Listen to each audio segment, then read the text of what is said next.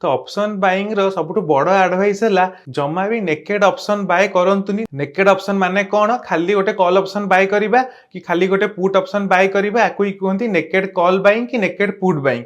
एथरे कौन हबो ना आपनकर किछि हेज रहउनी। 10,000 टंका जदि कॉल बाय करचंती हुए तो गोटे दिन से 10,000 टंकाटा पूरा 1,000 टंका को पळै आसीबो। सेतपय मन रखंतु सबुठु बड़ एडवाइस है ऑप्शन बाइंग जदि करूचंती हेज करंतु गोटे कॉल बाय कले गोटे कॉल सेल करंतु एथरे कम प्रॉफिट कम लॉस हबो।